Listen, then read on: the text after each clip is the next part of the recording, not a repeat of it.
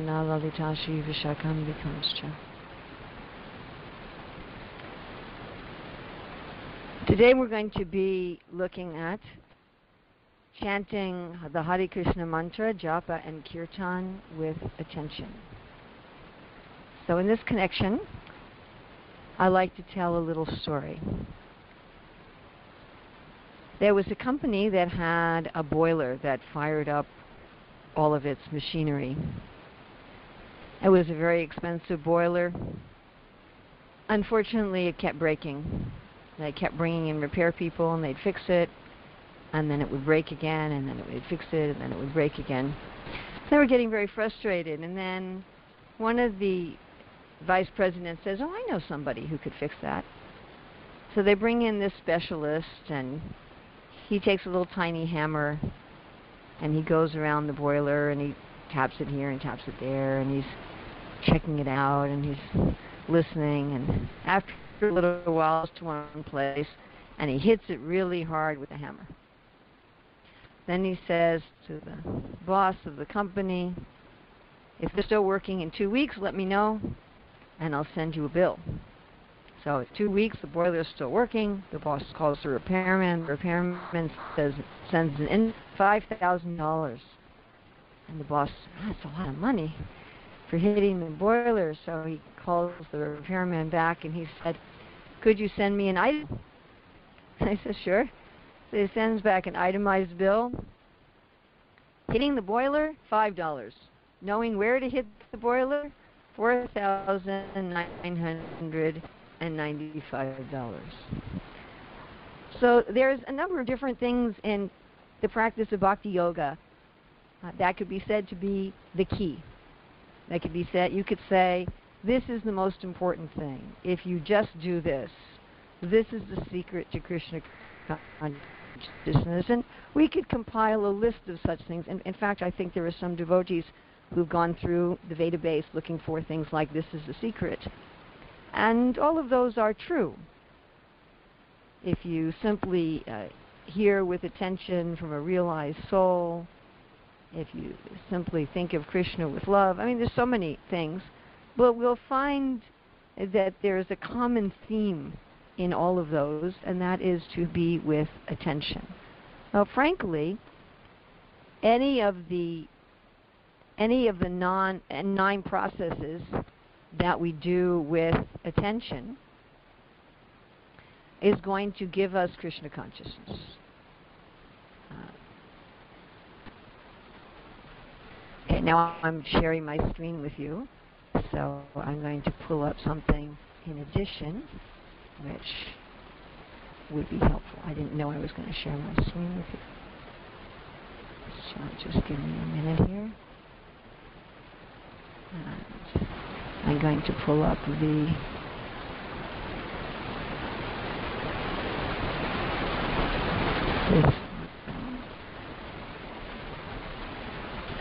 okay, which we'll get to in a minute.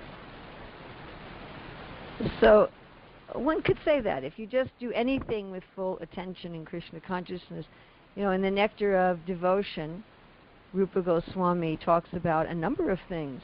Just taking the Charanamrita, just seeing the deities when they go on procession, just circumambulating the temple, and just doing any of these things can give one full Krishna consciousness. And Prabhupada remarks in that connection that all of those things are true,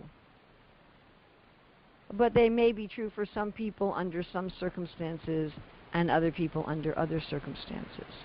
In other words, it's true that there's that much potency in each of those, but not everybody will have the same result. So we could really talk about each of those things as the key to Krishna consciousness. So why do we pick chanting with attention as the key? Well, really, that choice is based upon Chaitanya Mahaprabhu saying Harinama, Harinama, Harinama Eva Kevalam Kalona Sevana Sevana Sevagatiranyutam. That although all of the aspects of bhakti remain potent in this age of Kali, it's not that any of the aspects of bhakti have lost their potency. You cannot say that if you take Charanamrita now, that alone cannot liberate you. That would not be a truthful statement. At the same time, chanting is the process for this age. It is the primary process. So if we're going to follow the Shastra tells us we must have a guru, just like the 4th chapter of Bhagavad Gita. Krishna is giving so many different kinds of sacrifice, and then after that he says, Tadvidi pranipastena pariprashnena sevaya upadekshanti te jnanam jnaninas tattvadarshina. So he's saying you have to go to a guru who's going to tell you in particular what is the proper sacrifice for you. So Chaitanya Mahaprabhu has told us Harinama Harinama Harinama Eva Kevalam Kalo Nasteva Nasteva Nasteva Gatiraditam, which of course has been repeated by all of his followers. So if one is a follower of Sri Chaitanya Mahaprabhu, if one is a follower of Srila Prabhupada, then we are accepting that chanting is our main process. And anything that we're doing in bhakti has to be done with attention, otherwise it's not bhakti. We've talked about this many times, that bhakti involves the mind, as explained in Bhagavad Gita 12:9. Otherwise, if one is doing things without attention, it's Krishna karmana. It's work for Krishna, but it's not, one hasn't started really the process of bhakti. Another reason why we're going to focus on attentive chanting is based upon Madhurya Kadambini of Vishwanath Chakravarti Thakur and Harinam Chintamani of Bhaktivinoda Thakur. So in Vishwanath Chakravarti Thakur's work, where he goes through the process of Shraddha to Prema, he explains the importance of anartha-nivritti, or getting rid of the unwanted things. Really, we are all in our original state, Krishna conscious, Jivara Swarupaya Krishna Nityadasa. We are all originally Krishna conscious. That is our, Chaitanya Mahaprabhu also says, that's our natural, we're naturally siddhas, we're naturally perfect. The problem is that we become covered. Mamaivam so jivaloke jivabhutisanathana manashastra indiyani prakritistani karshati. We're struggling with the 6 senses and the mind, but our natural state is to be uncovered. So it stands to reason that if we can simply remove the coverings, then we are immediately in our natural state. We don't have to make a separate effort, in a sense, if we just take off the covering. You know, it's like if you're wearing something that's itching, you're wearing some wool that's itching. If you want to get rid of the itch, you just take off the coat that's itching you, and immediately there's no itching. So Vishwanath Chakravarti Thakur categorizes these anarthas into several categories. One is anarthas due from past sinful activities. And in fact, most of what is hindering people's attentive chanting is these anarthas from past sinful activities. You know, this distraction kind of thing. We can pull up here a chart which we use for our, if we look at the Madhurya Kadambini, we can look at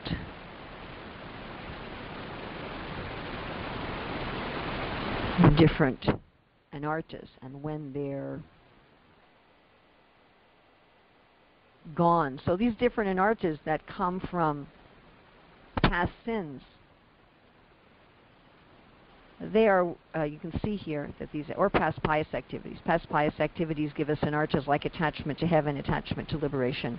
Past sinful activities give us anarthas like laziness, distraction, sleepiness, and that kind of thing.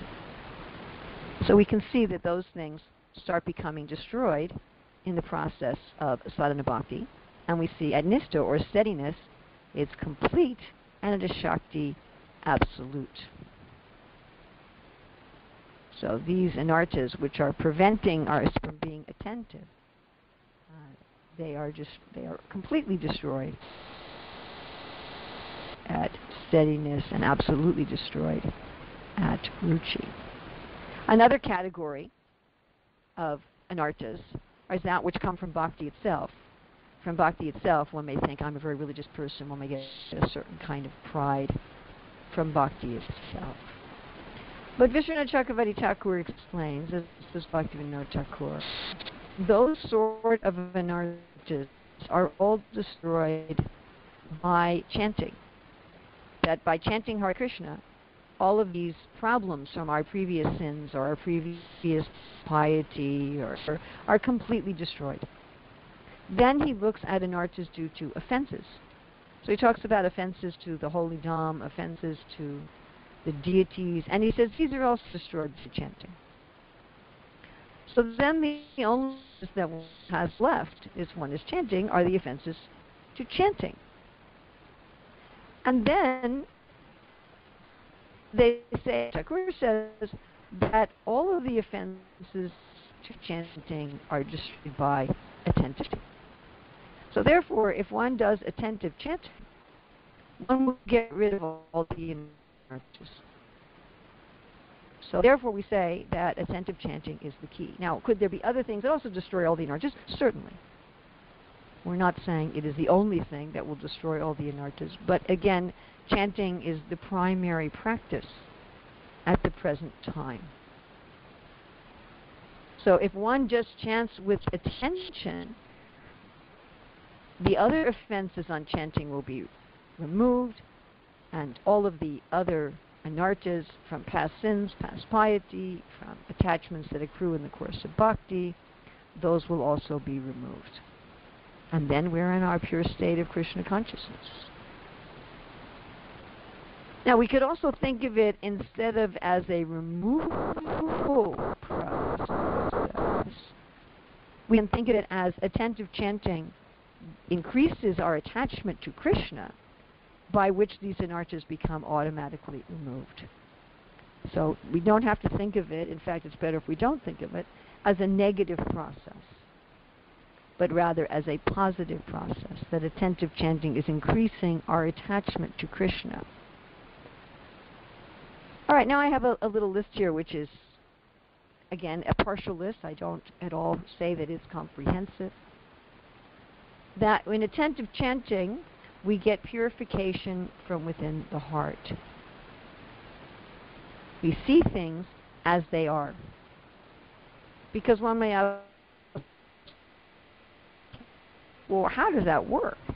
You know, how is it that if I just chant with attention, all my other anarthas will be gone and I'll be in my original spiritual position?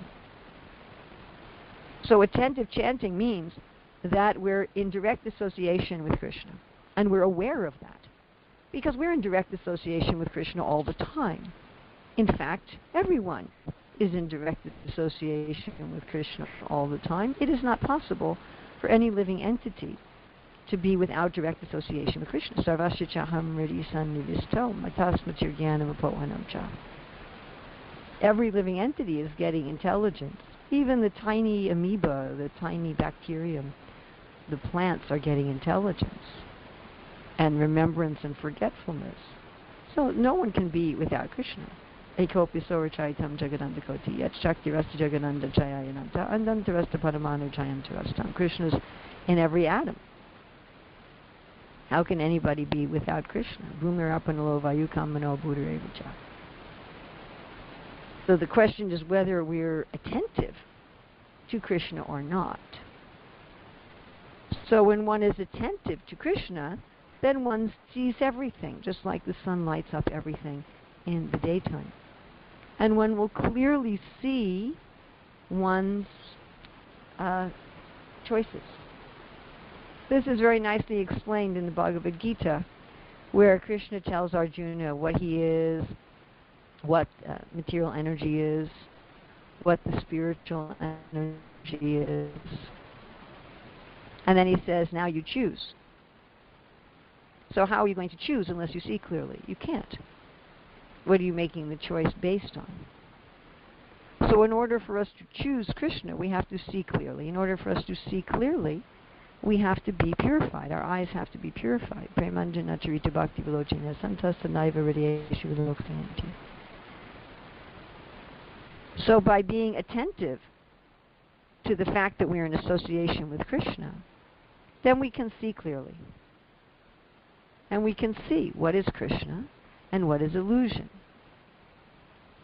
When we see clearly, we can also see our offenses. So the reason that chanting with attention clears us of our offenses and clears us of our anarthas, it's not that you just chant with attention and then they're gone. That's not the process that Krishna did with Arjuna in the Bhagavad Gita. The process is that Arjuna chose for them to be gone. He said, no, I don't want these anymore. I choose to follow you. Krishna never takes away the free will of the living entity. He may restrict the free will of the living entity. If he puts us in the body of a tree, our free will is greatly restricted. He doesn't remove our free will. So when one chants with attention, one gets to see, oh, this is what I'm doing wrong. And I'm sure that all of us who've been chanting for a while have had this experience. That when we're chanting, all of a sudden we'll see something we didn't see before. We see, oh wow, my motivation for this thing is just envy, or my motivation for this thing is just pride, or something like that. You have a clear, oh, there's Krishna. Oh, Krishna's like that. In our Hare Krishna movement, we call these art realizations. In other traditions, they call them epiphanies. So there's this sudden awakening. Oh, it's like that. And then you can make a choice. How can you make a choice in the darkness? So chanting with attention gives us the vision to make a choice. It's very interesting that most of us try to make our choices just simply on the platform of the mind. Right? We just see things with our mind, and we analyze them with our mind and our intelligence. We make our pros and cons lists. So I have my degrees in educational management, and one of the things I've studied is how people make decisions, how choices are made. And there's all sorts of formulas for making good decisions. There's formulas for making good decisions after lengthy deliberations. There's formulas for making good decisions in the blink of an eye. But really the only way one can make good decisions is if one's in contact with Krishna, who knows everything. And if Krishna lights up your knowledge, otherwise one is making decisions based on very partial knowledge. Our senses are only bringing in a tiny, tiny, tiny, tiny fraction of the sensory input that's coming into our senses. Only a tiny fraction of that is going to our conscious awareness. And then we're interpreting that very small fraction of sensory input of which we are consciously aware. We're interpreting that according to our cultural and individual biases. So our ability to make decisions on the platform of the mind, on the wanderings of the mind, is very limited. We can't really even understand things just on the platform of the mind and the intelligence. But by revelation we can. So chanting with attention allows us to choose, oh, that's an anartha. I don't want it anymore. Just like there are some people who keep everything. They never throw anything away. Pack rats. Right?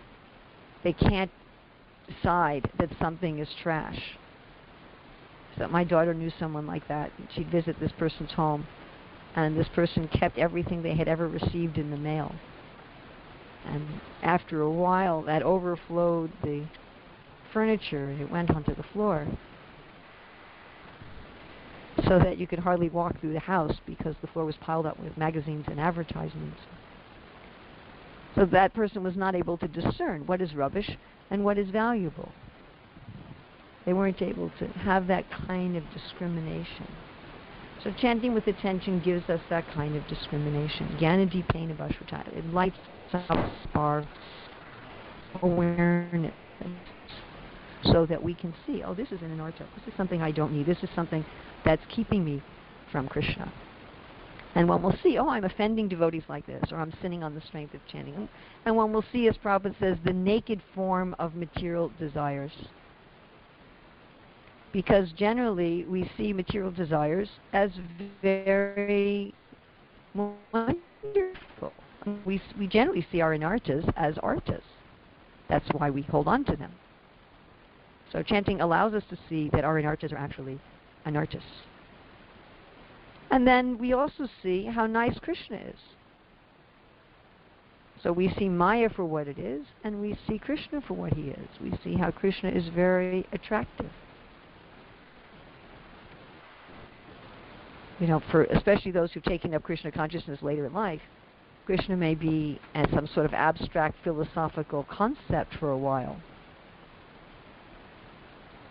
As one devotee said to me, I'm conscious of Krishna consciousness, but I'm not conscious of Krishna. So to really become conscious of Krishna, one of my friends said to me the other day, there's this song, Madhuradi Patera Kilam Madhuram, that Krishna, everything is sweet about the Emperor of Sweetness, and one of the lines in there is that Krishna's belly folds are sweet. So she was asking me, how can Krishna's belly folds be sweet? She was saying how in an ordinary person, if they have some folds at their belly, it's not very sweet. Oh, and then she was also saying how when Krishna lifted Govardhan Hill, that he was stretching his left side, and so you couldn't see his belly folds anymore. And yet his belly folds look very sweet, says in the next description. I said, well, maybe on one side there were belly folds. So by chanting with attention, one starts to meditate like that. One starts to naturally meditate on the sweetness of Krishna's name, the sweetness of Krishna's form, the sweetness of Krishna's qualities, the sweetness of Krishna's pastimes. And this also induces one to want to get rid of the anartas. In fact, when one meditates on how sweet Krishna is, then one lets go of the anartas very easily. Another problem that people bring up, frequently, is, oh, it's going to be so hard to get rid of this anartha. It's going to be so difficult. I just don't know how I'm going to do it. It's going to be such a struggle. But when one's attached to Krishna, it's not a struggle at all. Right? If we're attached to something, it's extremely easy to let go of anything that's blocking us from that attachment. In fact, we let go of it without even realizing that we let go of it. Even Krishna does that. When Bhishma was attacking Krishna on the battlefield, and Krishna had this vow not to take up any weapon, but his love for Arjuna was so great. Actually, his love for Bhishma was also very great. He wanted to fulfill Bhishma's desire for the chivalrous rasa, vira rasa. So to fulfill Arjuna's desire for Sakya rasa and to fulfill Bhishma's desire for vira rasa, Krishna jumped off the chariot, picked up a chariot wheel, and ran toward Bhishma, and his upper garment fell off. So one of Krishna's qualities is that he's a very meticulous dresser. And Krishna is very particular about how he's dressed. The gopis say that he's dressed always like a dancing actor, and generally before Krishna fights with some demon, he fixes his clothes. But when he's running to Bhishma, he's so absorbed that he drops his upper garment. Right? The gopis are so absorbed in going to Krishna that they put on their makeup haphazardly. So in the same way, when our attachment to Krishna is very strong, we drop our anartas without even being aware that we've dropped them. We just lose interest. Oh, I don't need this anymore. And again, many of us have had this experience. One devotee, one of my god brothers who wrote about how he came to Krishna consciousness, said that as soon as he started chanting, he lost all interest in smoking. And he didn't even know how he had lost interest in smoking. He just did. And then he said that he stopped chanting because he thought, oh, what is this mantra I'm chanting? He's scared at the power of the mantra. So those are the benefits from attentive chanting. It basically catapults our advancement. Attentive chanting, that in and of itself, just that, will eliminate all the other anartas and bring us closer to Krishna. Will eliminate all the other offenses, again, in those two ways. By us seeing our offenses and anartas clearly, so we let go of them, and by increasing our attachment to Krishna, so that we let go of them very easily as just a natural result of being attached to Krishna. So how do we do this? How do we chant attentively? So we're going to look at the categories of inattentive chanting that are given by Bhaktivinoda Thakur. Well, first here. He gives 3 categories. And it's interesting that these categories of inattention are also categories of anarthas from past sins. So that's just interesting side note. So the 3 categories are distraction, laziness, and indifference.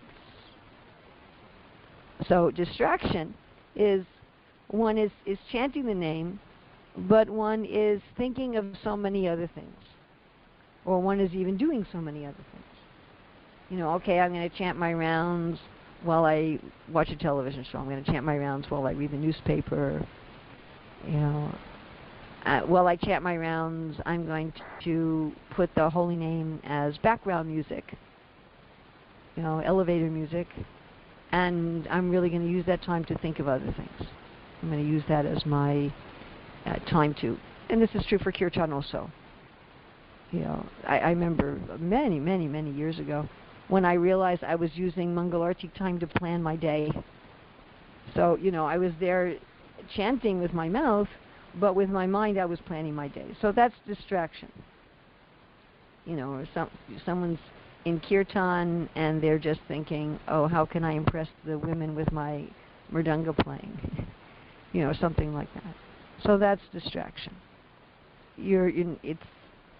And you can see why this is offensive.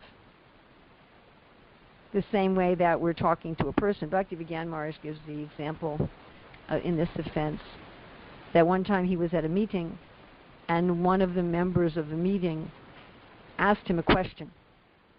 Said, you know, Maharaj, would you please give your opinion on this? I want to hear what you have to say.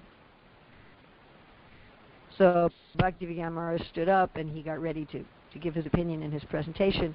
And a few minutes into the presentation, the very person who'd requested the presentation got a call on his mobile phone and walked out of the room. And Bhaktivinoda Maharaj said, it seemed to me that I'd been offended.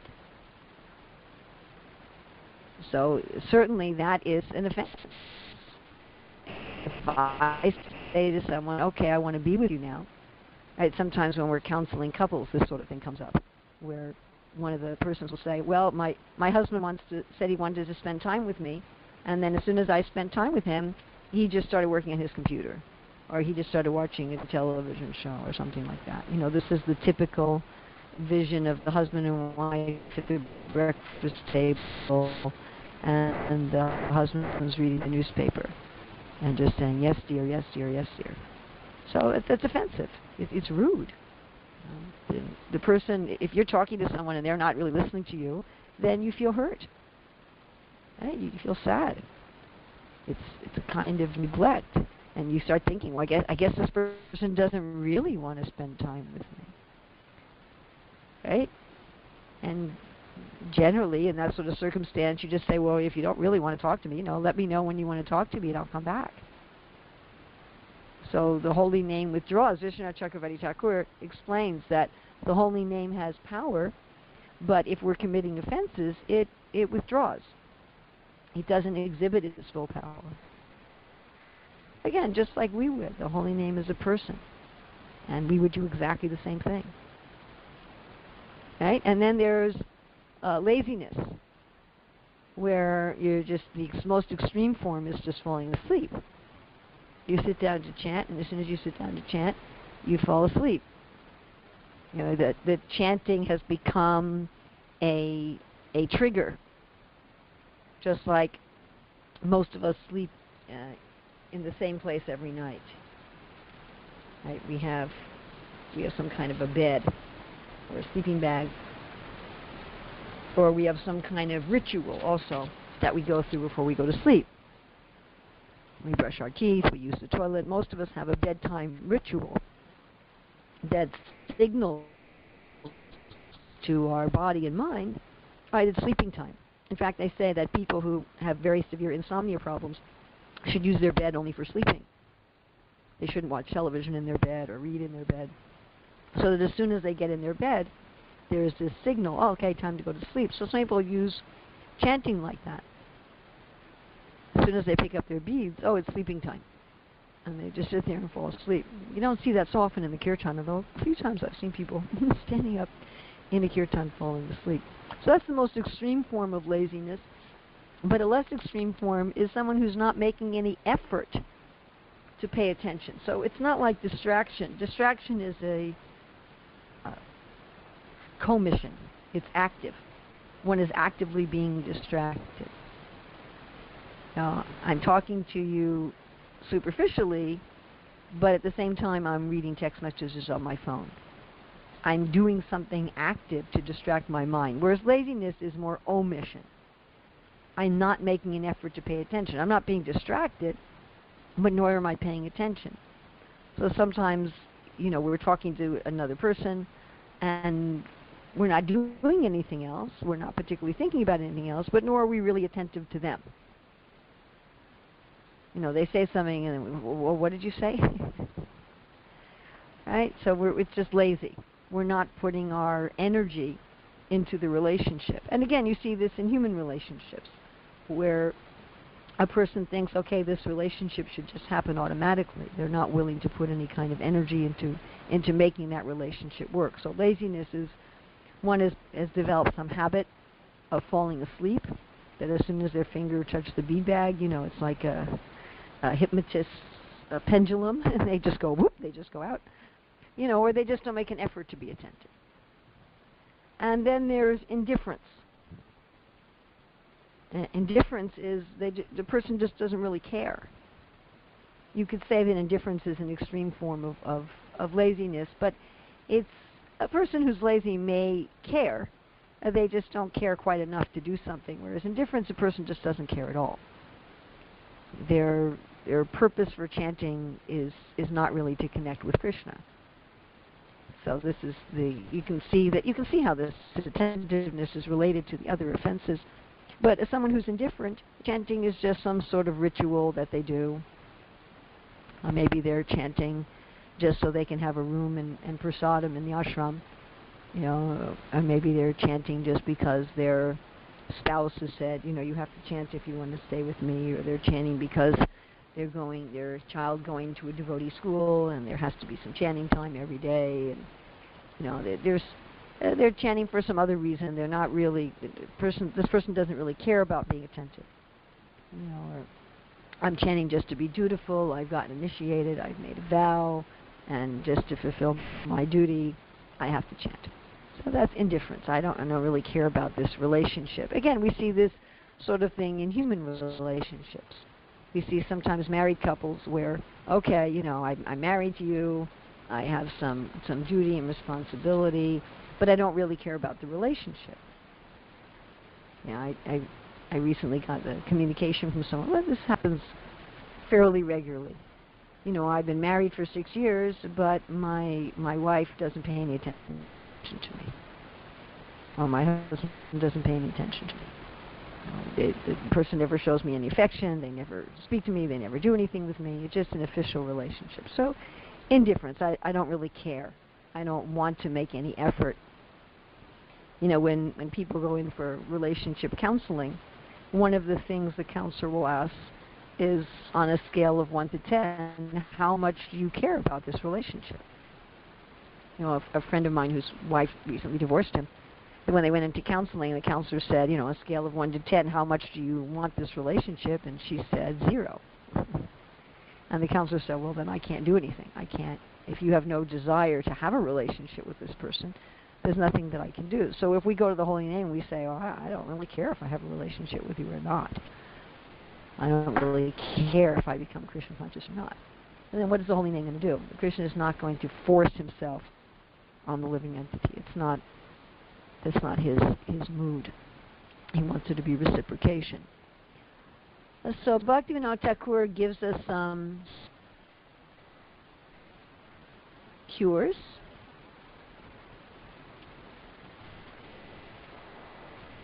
And again, this is not an exhaustive, not list. I'm saying this is the only cures. And I really like to emphasize, really strongly would like to emphasize, that we are all individuals. Our philosophy of Krishna consciousness is that we are all unique individuals. The process of bhakti yoga is not a factory in bureaucracy.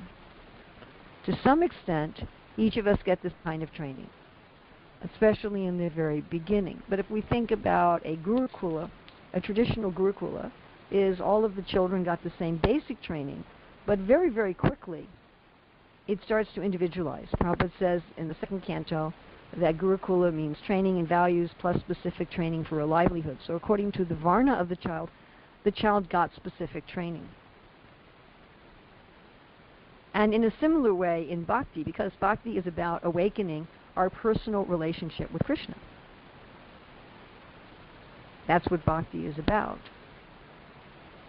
So we should be very, very careful of anybody ever who preaches that the way to have attentive chanting is everybody has to do ABC, everybody has to do X, Y, Z, X, Y, Z. I mean, anybody who says like that, please be very careful. You know, some particular individual, Krishna Das, Krishna Dasi, may find that if they do ABC, they have attentive chanting. But that may not be true for Ram Das or Ram Dasi. So we are individuals. We need to find our own individual way to connect with Krishna. And not only is it a matter that we are all individuals, the other point is that this is not mechanical. If we're approaching being attentive in our chanting as if it's some kind of a mechanical formula, then we don't understand what bhakti is at all. It's not like a machine, just like my computer. I can push certain buttons and then it does certain things. And if it doesn't do those things, it's broken, needs to be repaired. The machine is expected to be predictable, completely, totally predictable. A machine is not expected to have a variation in its predictability, and a machine is expected to work for different people in exactly the same way. If I press the X key on my computer, it should make an X, and if you press the X key on my computer, it should make an X. But Krishna is not a computer, he's a person. And realizing this should eliminate a lot of our frustration with, well, so-and-so chants attentively when they do ABC, but when I do ABC, it doesn't work for me. I must be doing something wrong. Well, we have to find our own individual relationships with Krishna, because we are individuals and Krishna is an individual. Nityo Nityanam Chaitanyas Chaitanyanam. And we have an individual relationship with Krishna. Okay, keeping that in mind, Bhaktivinoda Thakur says that one cure is being attentive to quantity. This is an often stated misconception. And people will say, well, if I can't chant attentively, why should I chant 16 inattentive rounds? But it's far better to chant 16 inattentive rounds and chant 16 rounds every day than to one day chant 2 and one day chant 4 or one day chant 12. I mean, better to chant one day 2, one day 4, one day 12 than nothing. But attentiveness to quantity is also a kind of attention, according to Bhaktivinoda Thakur. And we can see that this makes sense.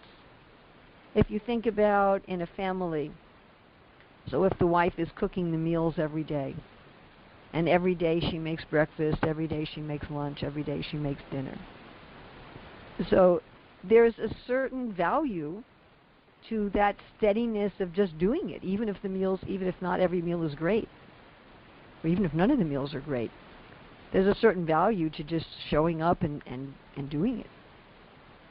That in and of itself shows some care and some attention. So therefore, the description of the Goswamis is there. They were counting their chanting, and Chaitanya Mahaprabhu was counting his chanting. And the acharyas in our line, they asked that every devotee, every disciple, take a vow of counting, and then stick to that vow. You could always go beyond it, but to at least stick to that minimum. This is the minimum. Again, in our human relationships, it's also like that. If I say to somebody, you know, I'm going to be there, then I should be there.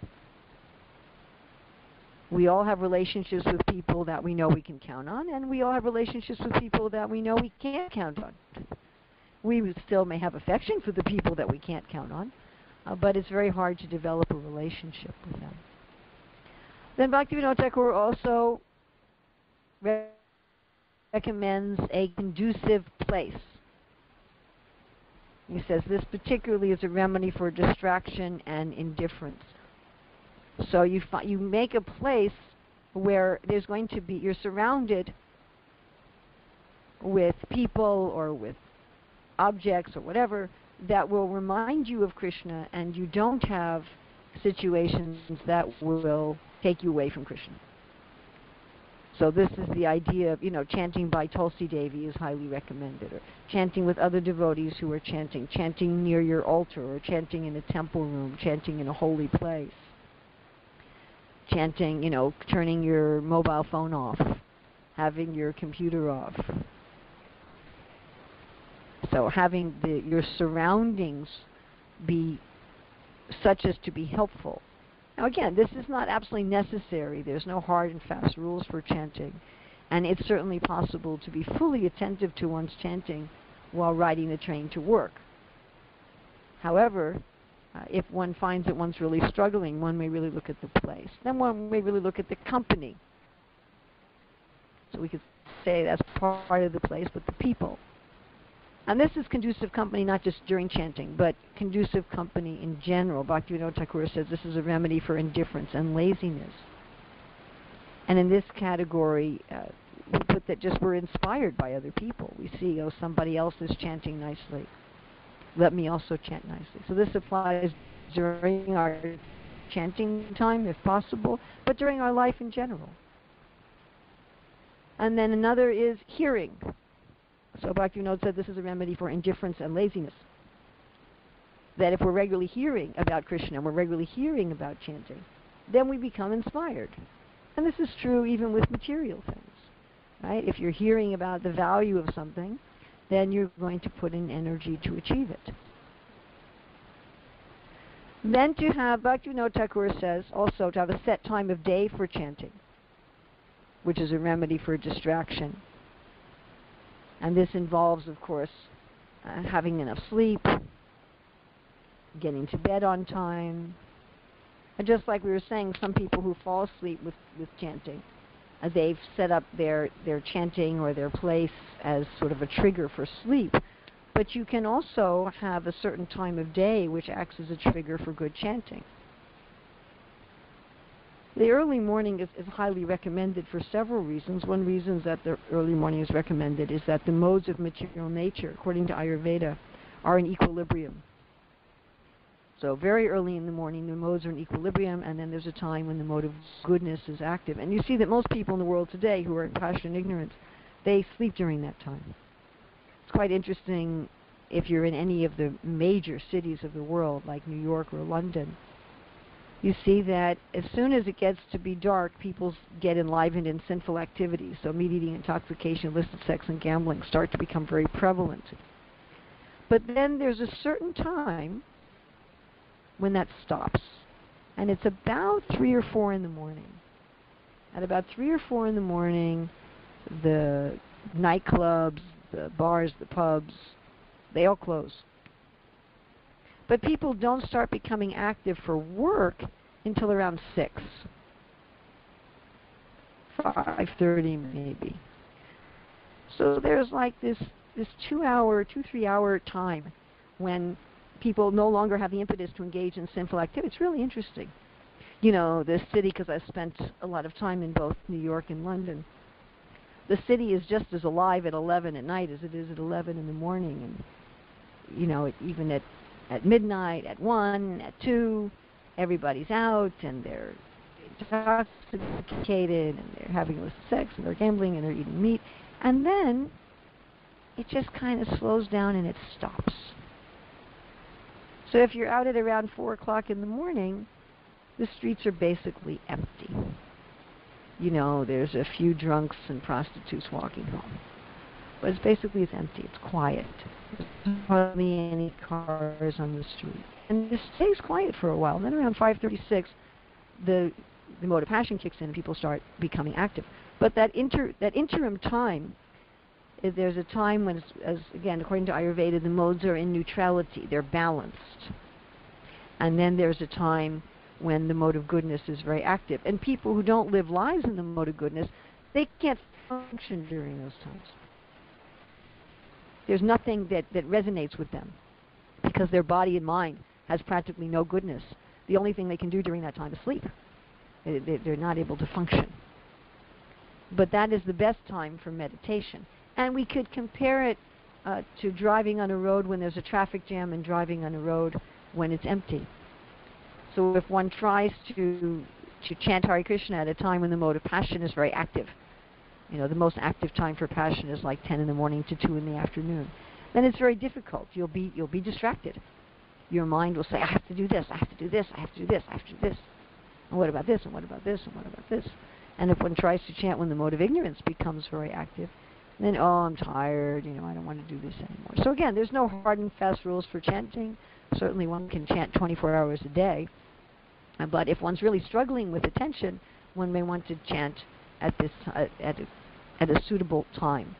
And if one absolutely cannot do it early in the morning because of one's work or whatever, then at least to make some scheduled time for chanting may really, really help with being inattentive. And Bhaktivinoda Thakur also recommends that one periodically has extended chanting time. So we've now started in our ISKCON movement, and I think in other sanghas as well, having long kirtan festivals and long japa festivals. And I can personally attest to the fact that these are very effective, as Bhaktivinoda Thakur says they are, in increasing our attention at other times. So we have these kirtan festivals, you know, where there's 2 days of 12-hour kirtans each day, or there's a 24-hour kirtan, or there's, you know, 5 days of 12-hour kirtans each day. And, you know, to have 5 days where one is just chanting japa or kirtan all day and not doing anything else, not engaging in any other conversation, is very powerfully transformative. And the same is true for japa. You know, there's a good friend of mine that for, I don't know, I think it was about a year, was chanting 64 rounds. He stopped because his service became very demanding. And the effect of that is quite dramatic. And that's even true if you say, okay, on Ekadasi I'm going to chant 64 rounds, or on Janmashtami, or I have one godbrother who's a very active business person, and 2 or 3 days every month he leaves all of his electronics, goes someplace only a couple people know where he is, and has an extended time of chanting and hearing. So this is extremely effective. It pulls your mind in from everything else. Okay, we're going to look at some further keywords.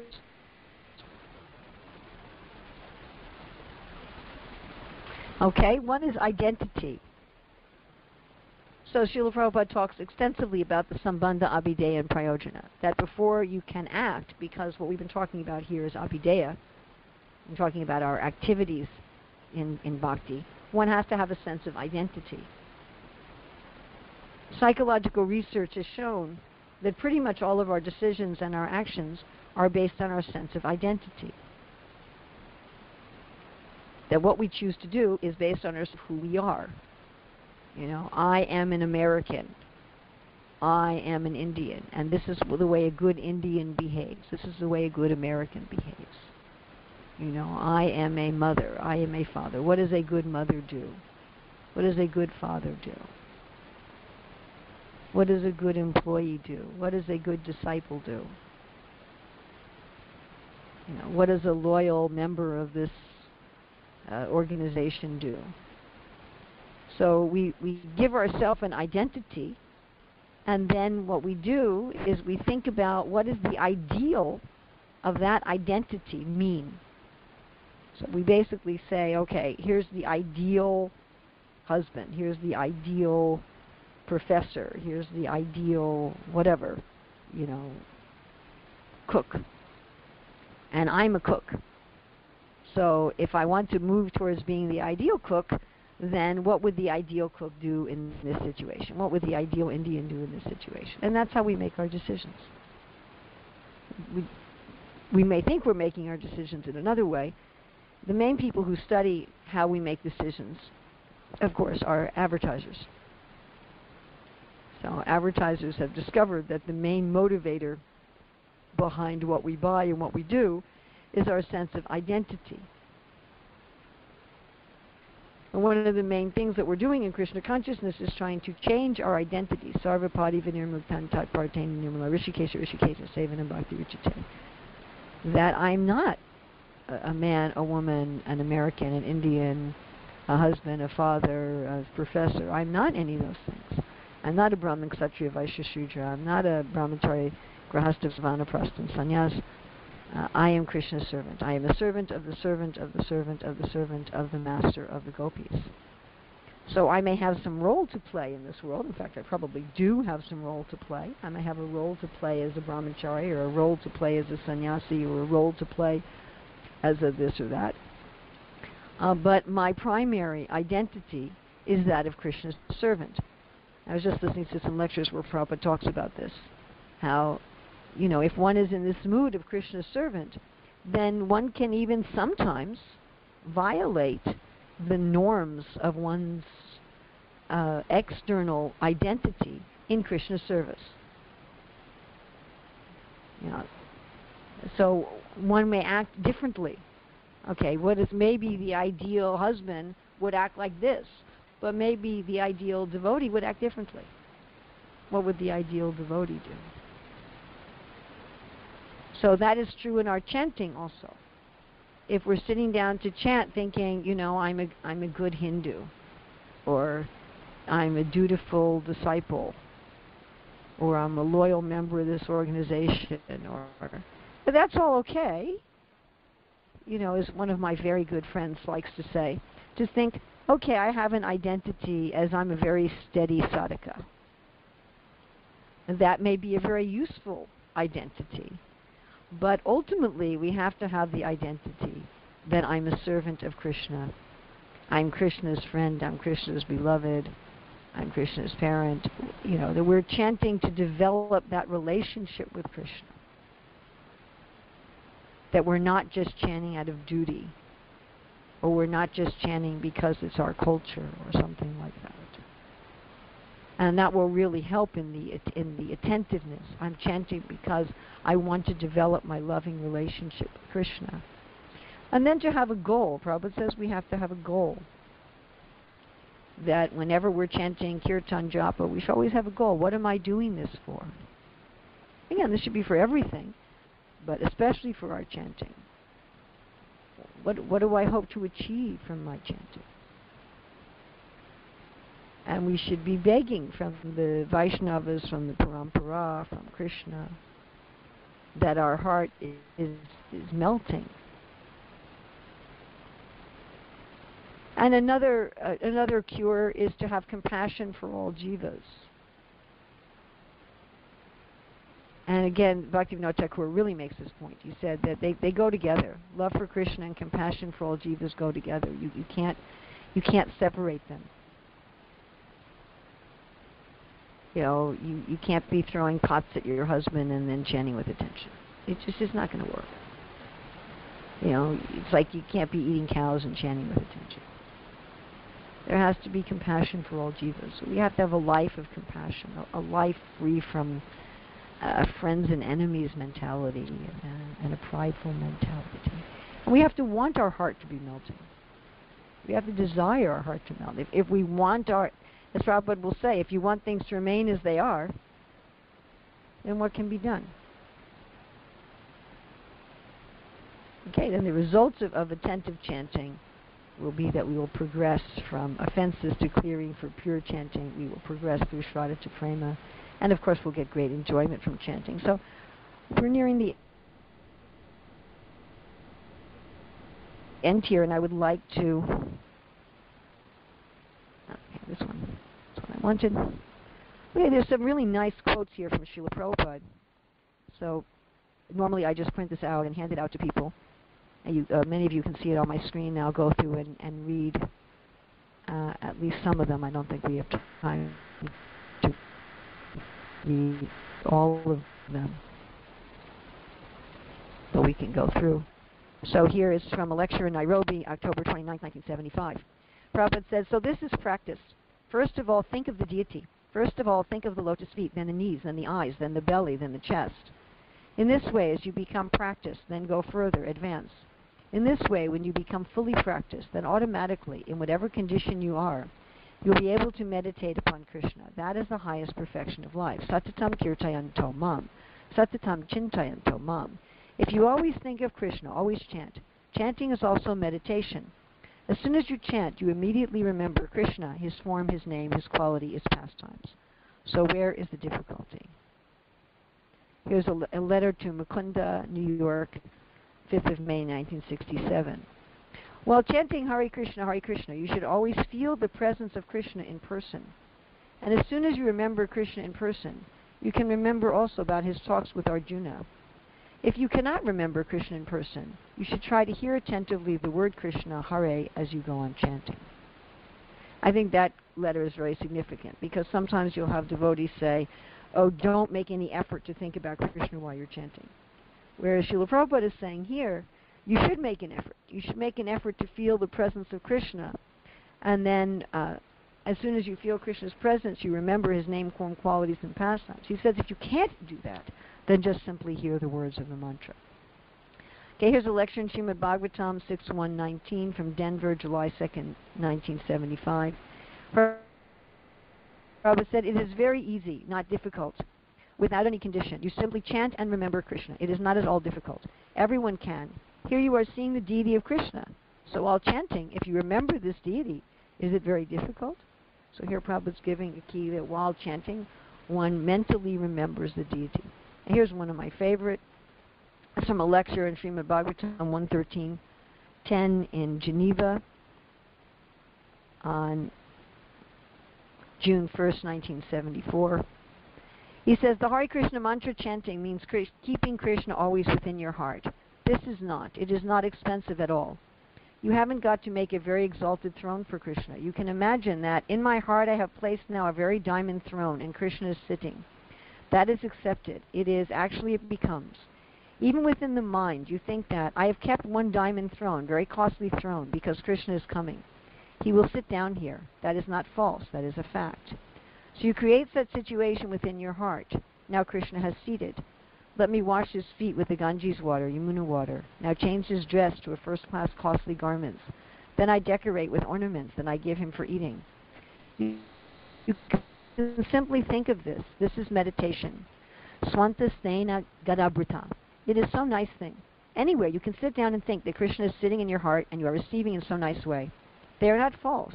They are also fact. It is so easy. So here is if you simply carry Krishna within your heart always in a very devotional service, exalted devotional service, and chant Hare Krishna and think of Krishna, wherever you go, you will purify the whole place. So this is a very interesting quote. It's given in a public lecture. This is not just an instruction to an individual. It's an instruction to the public in general. And Prabhupada says, Hare Krishna mantra chanting means keeping Krishna always within your heart.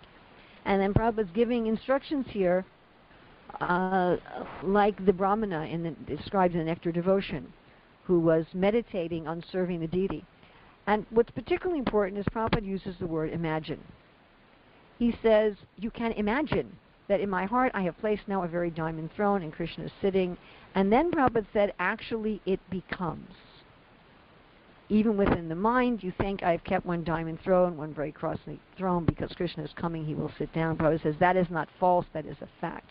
So you create such situation within your mind. And then Prabhupada says, these are not false. So many times I hear devotees saying, you shouldn't, make some effort. It just has to come. But that's not what Prabhupada is saying here. He says you imagine, he says you create within your mind. In other words, you make some effort, and then he says, and it's real, that Krishna will accept it, and it's actual real. Okay, and a purport to Srimad Bhagavatam 4.8.56, Prabhupada says, it is essential for a devotee to worship the form of the Lord and not only meditate upon the form of the Lord within his mind with the chanting of the mantra given by the spiritual master. So here Srila Prabhupada says, in addition to meditating on the form while you're chanting, one should also actually worship the deity. And this is a lecture, Nectar Devotion, Calcutta, January 25th, 1973. Prabhupada said, as soon as you utter the name of Krishna, you remember Krishna's form, Krishna's pastimes, everything.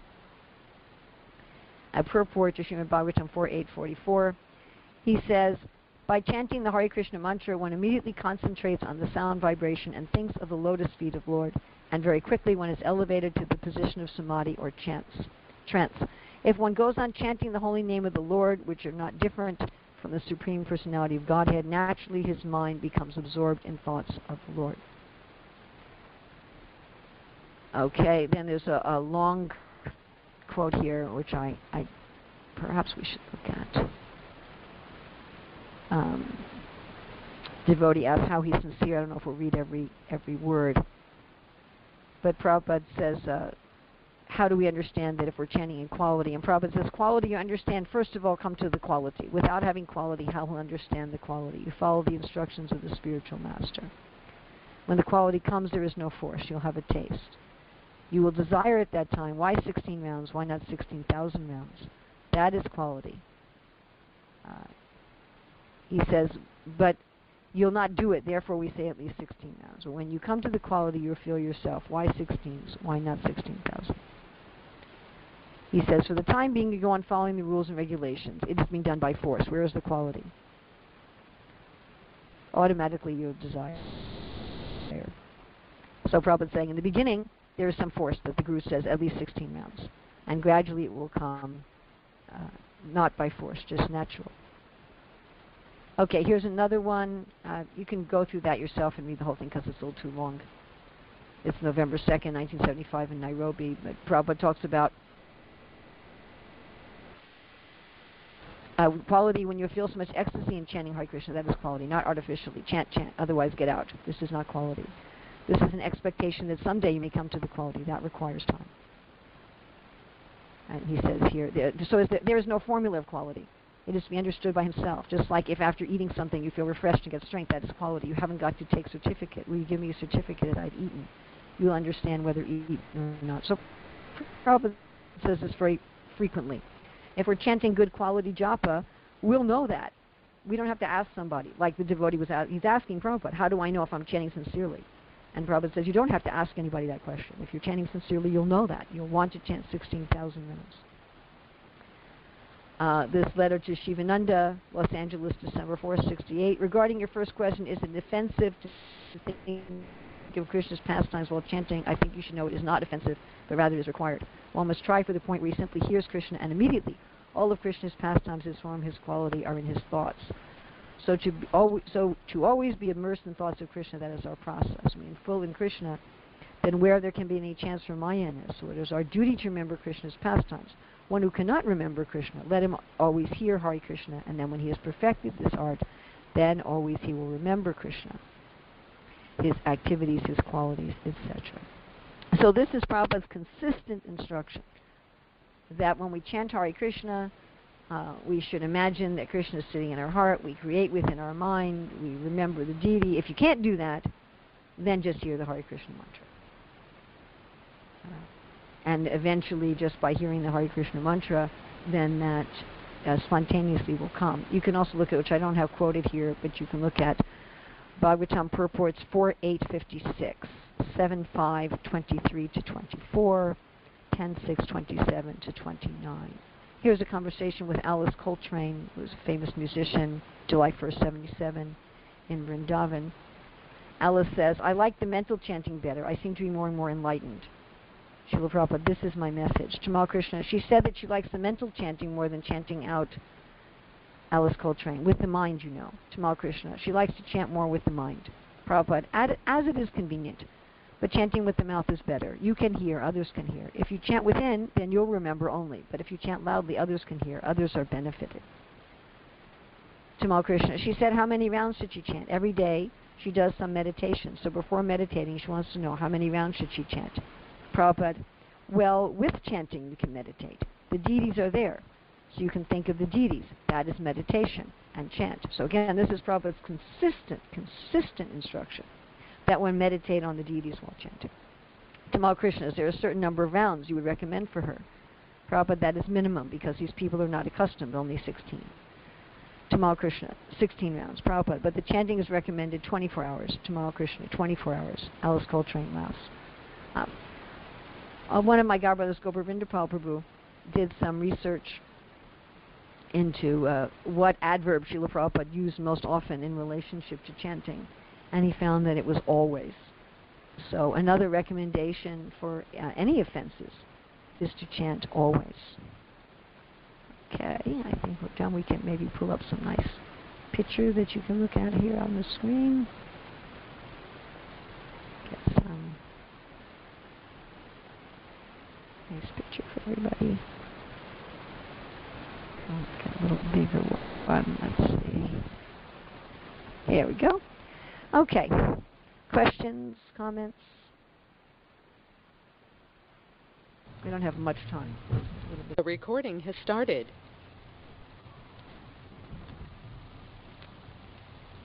Sorry, I pressed the wrong button. Okay, Prabhu, I've unmuted everybody as far as I know. Oh. So, I have a question. Go ahead, Vidagda. Dandavat Urmila Devi, very nice, as usual. Yes. So sometimes we feel some inspiration during our chanting. Let's say, something. We've been thinking about how to preach in a certain way, or some point in the philosophy, or something connected with Krishna, and I've had the inspiration that actually I should write this down. I should stop chanting and write it down. And so I'm trying to think about distractions. We should just try to stay with the mantra or meditate on Krishna. Do devotees talk about that sort of thing? Sometimes they get some inspiration and they feel like they have to stop the chanting and do something.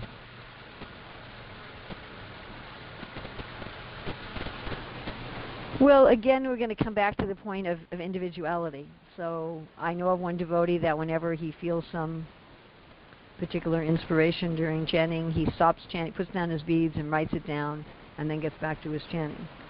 And I know other people who just ignore it and let it go away. That it's really individual. This is about your individual relationship with Krishna. And Krishna is a person, and you're having time with that person. So, this is really your decision.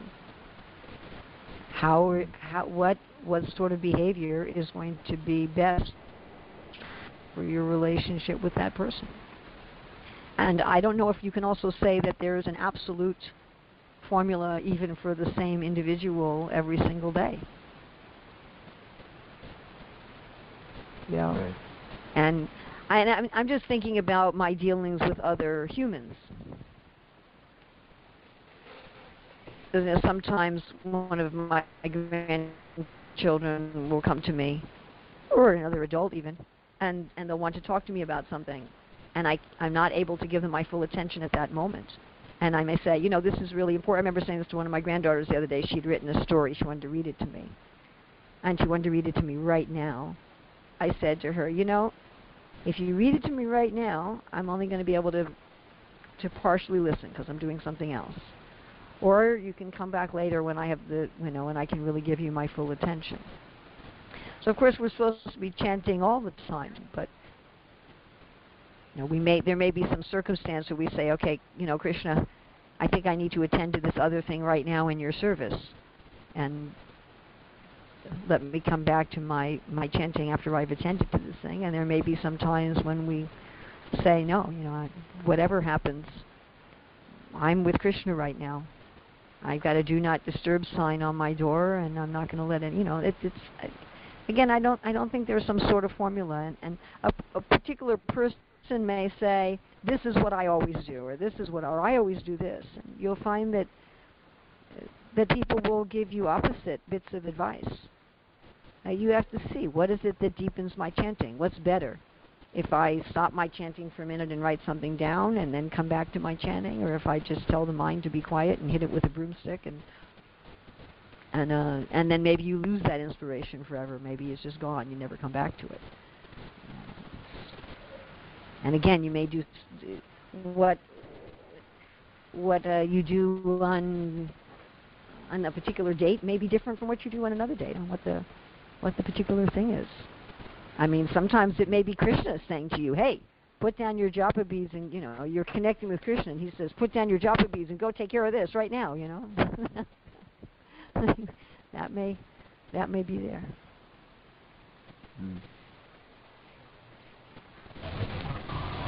Can we take a question from Mahalakshmi next? Mataji? Sure. Hare Krishna Prabhu, thank you for your class. I just have a petition. Could we get the notes you have for this class? Yeah, of course. How can we get them? Well, you have my email. Just email me. Okay. Or I can give them to Ramananda and he can distribute them. Okay. And about what you were saying right now, that Krishna may tell a devotee, just let your japa down and do something else. But sometimes it seems to me that he's telling me, just chant, and still not chanting really. So how do we move forward? Well, you gotta listen to Krishna. If we're attentive to our japa and we're chanting nicely, and Krishna tells us something and we choose not to listen to him, well, that's not very good. And Krishna will repeat, like Prabhupada said, that Krishna told Arjuna, now do whatever you want. And if Arjuna had said, he said, is your illusion now gone? Do you understand? And if Arjuna had said, no, I don't understand, then Prabhupada said that Krishna was prepared to repeat the whole Bhagavad Gita if necessary. So Krishna will keep repeating. He's very patient. But, in my own personal experience and what I see with other devotees, is that if we refuse to listen, that he may kind of withdraw for a while. Again, we're all like that. We're all like that as persons. So if somebody asks me for advice and they never listen to any of my advice, after a while I'll withdraw. And I'll say, let me know when you're actually interested in hearing what I have to say. So if when we're chanting japa, Krishna is guiding us as to how to deepen our relationship with him, and we consistently refuse to follow his guidance, then you probably won't hear him so loudly anymore for a while. And this is also explained in Madhurya Kadambini, that the holy name withdraws. He says, okay, well, if you let me know when you want me. So if you go on and on and on and on and on and on, chanting, but every time Krishna reciprocates with you, you shut him out, then he's not going to reciprocate with you so much. So it's a personal thing. We're having a personal relationship with the person, and therefore you don't want to give too many formulas, because if you're chanting with attention, then Krishna will personally guide you. Is that all right? I think I have to end here because it's late. Thank you very much. All glory to Srila Prabhupada. Thank you so much. Thank you, Mother Urmila. Yes, thank you very much, Mataji. Hare Krishna.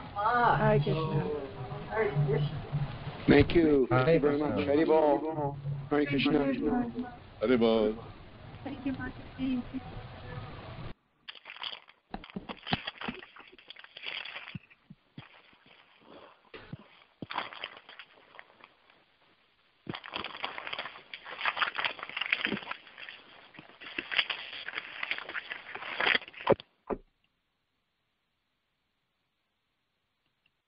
Krishna.